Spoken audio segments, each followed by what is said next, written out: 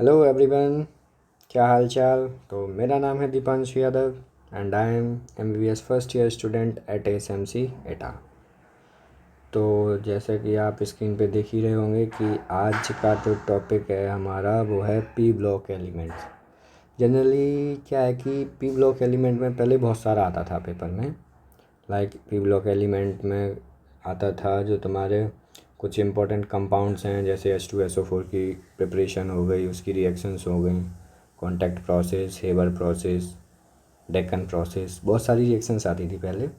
तो अब जैसे कि लेटेस्ट नीट का सिलेबस है उसमें पी ब्लॉक काफ़ी ज़्यादा कम कर दिया गया है ना। लेकिन फिर भी बहुत सारे बच्चे कंफ्यूज हैं कि क्या पढ़ना है क्या छोड़ना है, क्योंकि जिस हिसाब से कंपटीशन बढ़ रहा है कोई भी एक मतलब कहना चाहते हैं कि अभी कोई रिस्क नहीं लेना चाहता है कि कुछ भी छोड़ने का, कि छोड़ के गए और बाई चांस आ गया तो क्या करेंगे, कैसे होगा पेपर।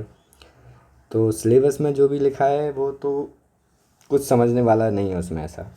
जैसे आप देख रहे होंगे इसमें है कि ग्रुप 13 to 18 एलिमेंट्स, उसमें आपको सिर्फ पढ़ना क्या है, जनरल इंट्रोडक्शन पढ़ना है, electronic configuration, general trend in physical and chemical properties across the period and down the group, unique behavior of the first element in the group, है ना। यानी कि जो एनमलस प्रॉपर्टी है फर्स्ट एलिमेंट की वो पढ़नी है आपको इसमें। तो इसमें तो जो भी आपको समझ में आ रहा है वो आ रहा है, नहीं आ रहा है जो भी है मैं आपको बता रहा हूँ एक्चुअली में पढ़ना क्या है ना। तो जैसे ये है पी ब्लॉक एलिमेंट है, तो पी ब्लॉक एलिमेंट्स में आपका ग्रुप 13 हो गया। तो ग्रुप 13 में सबसे पहले आप इंट्रोडक्शन पढ़ेंगे, फिर फिजिकल प्रॉपर्टीज़। फिजिकल प्रॉपर्टीज़ में आपको जैसे मेल्टिंग पॉइंट हो गया, ठीक है ना।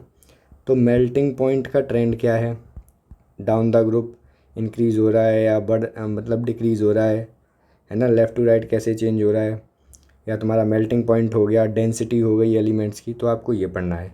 और केमिकल प्रॉपर्टीज़ में आपको जनरल ट्रेंड के साथ साथ रिएक्शन विद एयर हो गया, reaction with acid and alkalis हो गया, और रिएक्शन विद हेलोजन हो गया, एनमलस प्रॉपर्टीज़ ऑफ द एलिमेंट हो गया, ये आपको पढ़ना है ना। क्योंकि आप देख रहे होंगे जैसे अभी जेई मेंस का पेपर हुआ है तो उसमें इस वाले टॉपिक से भी क्वेश्चंस आए हुए हैं, तो आप इसको छोड़ने का गलती नहीं कर सकते हैं ना।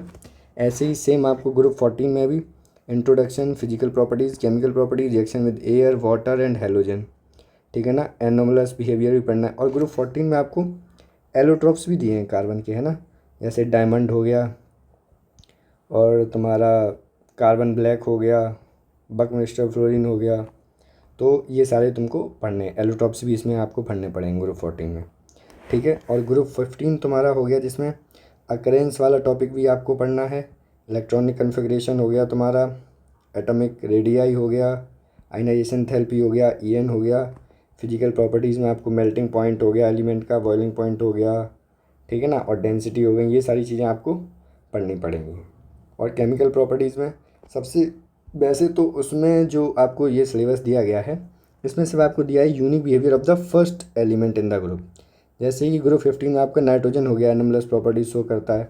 जैसे उसके रीज़न हो गए कि एनमलस प्रॉपर्टीज़ क्यों शो करता है, बिकॉज उसके पास में कहते हैं कि 3 बॉन्ड N2 बनाता है, ठीक है ना। तो ये हो गई। और दूसरी चीज़ है कि एनमलस प्रॉपर्टीज़ के साथ साथ आपको रिएक्टिविटी भी पढ़नी है ना। हाइड्रोजन के साथ में रिएक्टिविटी हो गई, और ऑक्सीजन के साथ में रिएक्शन हो गई, हेलोजन के साथ में हो गई, मेटल के साथ में रिएक्शन हो गई। तो आपको ये भी सारी पढ़नी पड़ेंगी इसमें, ठीक है ना। ऐसे ही आपको ग्रुप 16 पढ़ना पड़ेगा, ऑकरेंस और रेडियाई हो गया आपका, इलेक्ट्रॉनिक कन्फिग्रेशन हो गई, IE हो गया, EN फिजिकल प्रॉपर्टीज़ में वही तीनों चीज़ें, मेल्टिंग पॉइंट, डेंसिटी वगैरह। केमिकल प्रॉपर्टीज़ हो गई, एनमलस बिहेवियर ऑफ ऑक्सीजन हो गया, ठीक है। और reaction of oxygen with oxygen क्या बनेगा तुम्हारा, जैसे ऑक्सीजन की ऑक्सीजन के साथ रिएक्शन करेंगे तो आपके ऑक्साइड्स बनते हैं, जैसे ओजोन हो गया, ठीक है ना। हाइड्रोजन के साथ रिएक्शन करते हैं तो क्या बनेगा, हेलोजन के साथ रिएक्शन करेंगे। तो ये आपको सारे पढ़ने पड़ेंगे, ठीक है। लेकिन एक बात आप समझिए, जैसे ग्रुप 15 में आपको अमोनिया प्रिपरेशन है, ठीक है ना, तो वो आपको नहीं पढ़ना है। ग्रुप 15 में अमोनिया प्रिपरेशन हो गया। और ग्रुप 16 में आपका जैसे कि कॉन्टैक्ट प्रोसेस हो गया, तो आपको वो नहीं पढ़नी है, ठीक है। अब ग्रुप 17 हो गया तो उसमें भी वही सारी चीज़ें पढ़नी है, occurrence, electronic configuration, atomic radii, IEEAEN physical properties पढ़नी है, chemical properties, chemical behaviour of fluorine, anomalous behaviour sorry, hydrogen reaction with hydrogen, oxygen, metal and halogen, तो ये आपको पढ़ना है इसमें, ठीक है। और इसमें एक और इम्पोर्टेंट टॉपिक है तुम्हारा, जिसमें कहते हैं कि इंटर हेलोजन कंपाउंड्स, ये भी आपको इसमें पढ़ना है, ठीक है। और ग्रुप 18 तो आपका पूरा ही इम्पोर्टेंट है, उसका रीज़न है क्योंकि उसमें कुछ तुम्हारे कंपाउंड है जिनका स्ट्रक्चर आता है ना, जैसे XeO2 हो गया, Fe Fe F4 हो गया, ठीक है ना। तो ये सारे कंपाउंड आपको पढ़ने हैं ग्रुप 18 में। और जैसे मैं आपको बता दे रहा हूँ, जैसे मान लो ये पी ब्लॉक है 11th क्लास का, तो इसमें आपका ग्रुप 13 है, तो ये आपका जनरल इंट्रोडक्शन हो गया, इंट्रोडक्शन वाला पार्ट हो गया, है ना। ये आपको पढ़ना है, इंट्रोडक्शन वाला पार्ट पढ़ना है। उसके बाद फिर ये हो गया, इसमें आपको जैसे ये हो गया जनरल इलेक्ट्रॉनिक कन्फिग्रेशन हो गया, है ना। ये ग्रुप ऑक्सीडेशन स्टेट हो गई, ये टेबल पढ़नी है, ये इंट्रोडक्शन आपको पूरा पढ़ना है, ये वाला भी, ये वाला भी। और साथ में अब जैसे ग्रुप 13 एलिमेंट्स बोरॉन फैमिली है, तो इसमें आपको ये एटॉमिक इलेक्ट्रॉनिक कन्फिग्रेशन पढ़ना है, एटॉमिक रेडियाई पढ़ना है, आयनाइजेशन थेरेपी पढ़ना है। इसमें आपको जनरल ट्रेंड्स पढ़ने हैं ना, जनरल ट्रेंड्स कि बढ़ेगा कि घटेगा डाउन टॉप टू बॉटम जाके। और ग्रुप 13 का तो IE बहुत ज़्यादा इंपॉर्टेंट है, ठीक है ना, आता ही आता है पेपर में। EN हो गया, फिजिकल प्रॉपर्टीज़ हो गई। अब जैसे इसमें आप देखो, मैंने आपसे कहा था कि ये देखो आयनाइजेशन थेरेपी, ये हो गया, ये आपका टेबल है, टेबल के हिसाब से जैसे ये हो गई, ठीक है। तो इसमें बोरोन से थेलियम क्या चेंजेस आते हैं वो आपको पढ़ना पड़ेगा, ठीक है। कुल मिला के इसमें जो भी है ये मोस्ट इम्पॉर्टेंट है, ठीक है ना। ये मेल्टिंग पॉइंट हो गया, बॉइलिंग पॉइंट हो गया, इनका जनरल ट्रेंड याद रखना है, वैल्यू आपको किसी की याद नहीं रखनी है ना, ठीक है, ठीक है ना। और जो भी पीछे नॉइस आ रही है उसके लिए सॉरी, क्योंकि मैं हॉस्टल में हूँ, तो हॉस्टल में हम एक फ्लैट में 4 लोग रह रहे हैं, तो थोड़ी बहुत नॉइस आएगी, उसको आप प्लीज़ इग्नोर करिए, ठीक है। ये हो गया। और इसमें जैसे अब देखो केमिकल प्रॉपर्टीज़ में ये आ गया तुम्हारा रिएक्टिविटी विद एयर, ठीक है, तो ये आपको पढ़ना है, ठीक है। और ये हो गया reactivity acid and alkali, reactivity with halogen हो गया, और एनमलेस प्रॉपर्टीज़ ऑफ बोरॉन, बस ये पढ़ना है, ये नहीं पढ़ना है वैसे तो पढ़ना आपको ये भी है, क्योंकि अभी आपके में सॉल्ट एनालिसिस दे दिया है, तो उसमें बोरेक्स भी टेस्ट होता है, तो उसमें आपको ये पढ़ना पड़ेगा।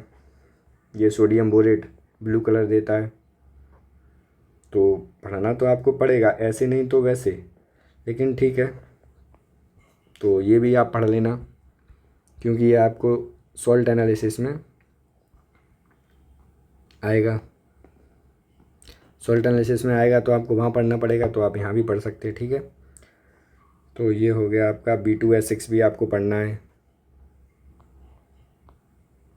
यूजेस नहीं पढ़ने हैं इसके। अब जैसे ग्रुप 14 हो गया कार्बन फैमिली, ठीक है, तो ये तो आपका जनरल इंट्रोडक्शन हो गया। इंट्रोडक्शन में आपका मिलेगा कि कार्बन कितना % में कहाँ मिलता है, ठीक है ना, और इसके आइसोटोप्स क्या हैं, ये सारी चीज़ें आपको जनरल में पढ़नी है। उसके बाद आपको इलेक्ट्रॉनिक कन्फिग्रेशन फिजिकल प्रॉपर्टीज़ में आपको ये सारी चीज़ें पढ़नी है, कोवेलेंट रेडियस पढ़नी है कार्बन फैमिली। जैसे देखो लास्ट टाइम मुझे याद है कि आया था ये क्वेश्चन, जेईई मेंस में आया था, there is considerable increase in covalent radius from carbon to silicon, thereafter from silicon to PB a small increase in the radius is observed. ये एज इट इज़ लाइन आपकी आई थी, ठीक है ना, बिल्कुल एज इट इज़ लाइन आई थी। उसमें था हाउ मैनी, क्वेश्चन था actually how many statement are correct, है ना, तो उसमें ये एक लाइन थी, और ये वाला क्वेश्चन आपका मतलब ये जो लाइन थी ये सही थी, बाकी 3 ऑप्शन थे वो गलत थे। तो एज इट इज़ लाइन्स आती हैं इसकी, आपको ज़्यादा कुछ नहीं करना, सिर्फ NCERT पढ़नी है। आयनाइजेशन एंथैल्पी हो गया, EN हो गया, है ना, ये सारी चीज़ें आपको पढ़नी पड़ेंगी। IE का जनरल ट्रेंड हो गया, ये पढ़ना है आपको, ठीक है। ये चीज़ें हो गई। अब फिजिकल प्रॉपर्टीज़ में जनरल जो फिजिकल प्रॉपर्टीज़ हैं आपको वो पढ़नी पड़ेंगी, बता दीजिए मैंने आपको, जैसे मेल्टिंग पॉइंट हो गया, बॉइलिंग पॉइंट हो गया, डेंसिटी हो गया, ये जनरल ट्रेंड आप याद रखिए, नहीं कि वैल्यू याद करने बैठ गए, वैल्यू किसी की नहीं याद करनी है। अब केमिकल प्रॉपर्टीज़ में ये हो गया, देखो oxidation state and trend in chemical reactivity, तो कैसे रिएक्शन करते हैं ना, और टॉप टू बॉटम जाने पे मेटेलिक नेचर बढ़ता है, ठीक है। तो ये सारी चीज़ें आपको पढ़नी पड़ेंगी। नेचर ऑफ ऑक्साइड्स पढ़ना पड़ेगा। रिएक्शन विद ऑक्सीजन, अगर किसी भी मेटल की ऑक्सीजन के साथ रिएक्शन कराएंगे तो ऑक्साइड्स बनते हैं, ठीक है। तो ऑक्साइड बनते हैं, उसमें कौन सा ऑक्साइड आपका मान लो एसिडिक होगा, या कौन सा आपका बेसिक होगा, या फिर एम्फोटेरिक ऑक्साइड होंगे, तो वो आपको पढ़ना पड़ेगा, है ना। ये हो गया। रिएक्शन विद वाटर ये पढ़नी है। रिएक्शन टुवर्ड्स हैलोजन ये पढ़नी है, ठीक है ना। एनोमलस बिहेवियर ऑफ कार्बन ये पढ़ना है, और इसमें आपको एलोट्रॉप्स भी पढ़ना है, ठीक है। तो ये हो गया। इसी तरीके से आपको क्लास 12th का पी ब्लॉक भी पढ़ना पड़ेगा, ठीक है। अच्छे से पढ़ सकते हो आप, ज़्यादा नहीं है, बस एनसीईआरटी पढ़नी है, ये बस इतना ही है इसमें, ठीक है। बाकी का जो भी हो आप मुझे बता सकते हो, है ना। और अच्छे से पढ़ते रहो, तैयारी करते रहो, ठीक है। All the best.